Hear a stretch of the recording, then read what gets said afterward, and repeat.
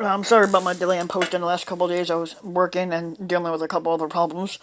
But this video, this article was posted 2 days ago, but I'm kind of a couple of days behind on it. But I'll post it today. Joe Biden even though he's running for the president, he got the nomination. Joe Biden vows to return hope to America after a darkness of Trump. Joe Biden challenged Americans to embrace the path of hope and light as he accepted his party's nomination Thursday in a emotive and empathetic speech that cast November's election as not merely the choice of a president, but a fundamental referendum on the nation's character. May history be able to say that at the end of this chapter of American darkness began here tonight, Biden said in offering the closing argument of the Democrats' virtual convention. I will be an ally of the light, not the darkness, Biden had said. He spoke from a stage in a near-empty auditorium. The unusual setting let the former vice president play to his strengths as a retail politician, connecting his personal experiences of grief and loss to the coronavirus pandemic that he will use to frame voters' decision in less than 3 months away.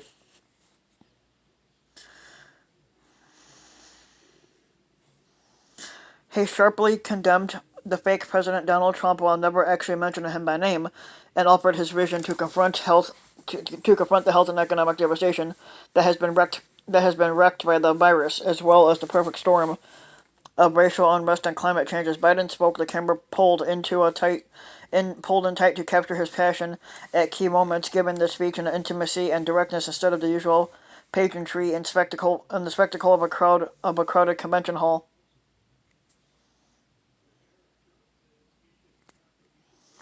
Our current fake president has failed in his most basic duty to the nation, Biden had said.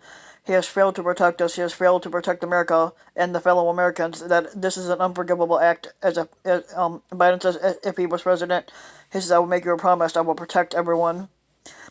Trump spent weeks making the case that Joe Biden wasn't mentally capable of delivering his big speech, let alone leading the country. But the constant criticism allowed Biden, who spoke about without major stumbles, to exceed expectations as he accused Trump of cloaking the nation in too much anger, too much fear, and too much division.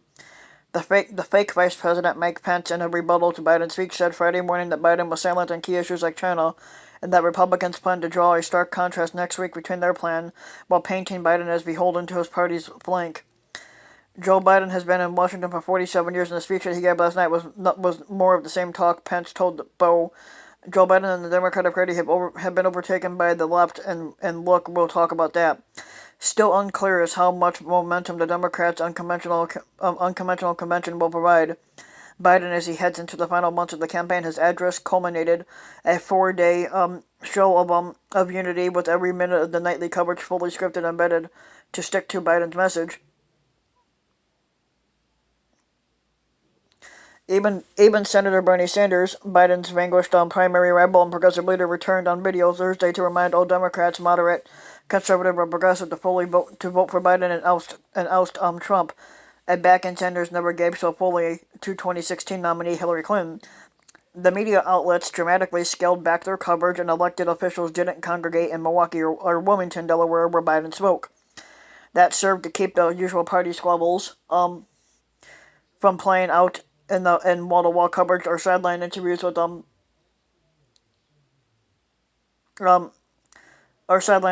disgruntled delegates. The convention was the first time in this campaign that the party was able to demonstrate that unity of purpose. With Biden capturing the nomination after a bruising primary contest that concluded at the height of the pandemic, he'd have little opportunity to rally his party's diverse factions since winning the nomination, instead confined largely to virtual events. There's more at stake for Biden than Trump, because we haven't really heard from Biden for at least the last 3 months or so, and he and the Democratic Party need to find their voice, not just in registering a critique against Trump, but articulating a pathway forward, said William Howell, who's a professor of American politics at the University of Chicago. Aides have indicated that Biden is unlikely to dramatically step up his travel and event schedules as the coronavirus pandemic continues, meaning the speech might be one of his last opportunities to fully seize the attention of the nation. So far, the campaign has not announced any public events above the top of the ticket for the week following the convention, dispensing with the traditional post-convention barnstorming tour. Instead, the campaign is planning early voting and other events in key states, as well as ways to react to next week's Republican convention, vice presidential nominee Kamala Harris is expected to lead those attacks. Biden allies believe that his cautious approach, stridently adhering to public health guidelines, is a bomb to a country that has endured years of the chaotic atmosphere in the Trump White House. It's a risky strategy that could see Biden largely cede media attention to the incumbent, whose ferocious desire for television coverage, willingness to flout coronavirus restrictions, and access to Air Force One essentially ensure that he'll drive the conversation through Election Day. It also increases the importance of the three scheduled presidential debates this fall, turning each event into a high-stakes test for Biden. Still, the Democrats appeared largely pleased with the week's proceedings, which provided time for each segment of the former vice president's electoral collation.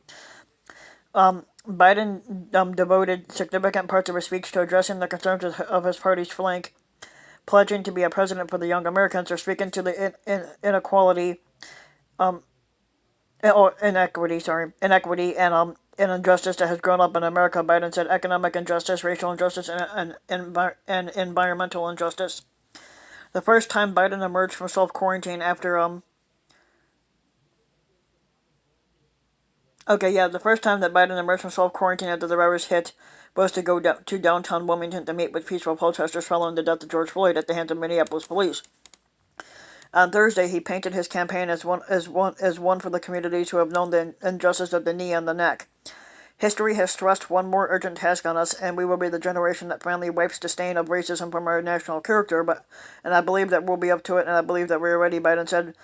Montages featuring ordinary Americans discussing the impacts of gun violence, immigration policy, and the coronavirus pandemic were more compelling than the standard convention fare. Howell said it suits the time, and the advantage is being able to feature regular people in their own spaces. He said.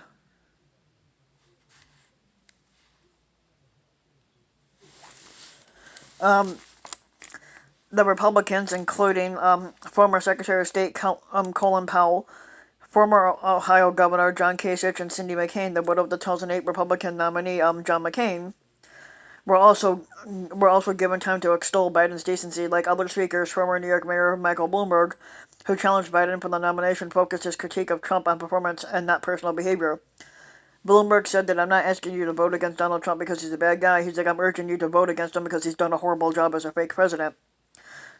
Bloomberg is the founder and majority owner of Bloomberg LP, the parent company of Bloomberg News. The party organized full days around two voter groups, women and people of color, and Biden will need to win the White House. Activists chafed, but Democratic activists chafed at Biden's decision to feature Republicans and give moderate Democrats, like the 17 rising centrists who compromised the keynote speech, prominent speaking roles, particularly as progressive stars like Representative Alexandria Ocasio-Cortez were allowed only brief opportunities to address the convention. The convention featured breakout moments, even from former President Barack Obama's impassioned call into action to Harris's eager embrace of the history she was making as the first Black and Indian American woman on a major party ticket. And while the party struggled, particularly in the opening days, to produce gripping content that might encourage Americans to tune in, unique moments including Calamari pitching delegates from Rhode Island to a performance by popular teen singer and songwriter Billie Eilish generated viral attention.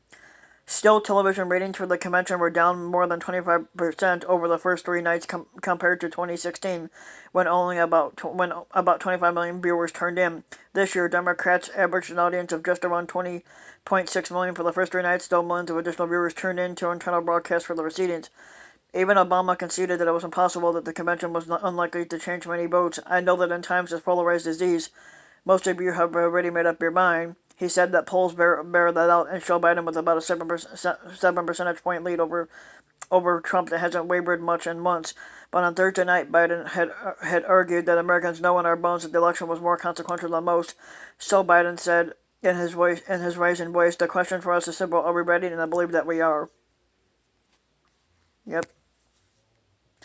So if you like the video, give the video a like and subscribe to my channel, Ryan Ben Mike, and also hit the notification bell so that you'll be notified when a new video comes out, and thanks for listening.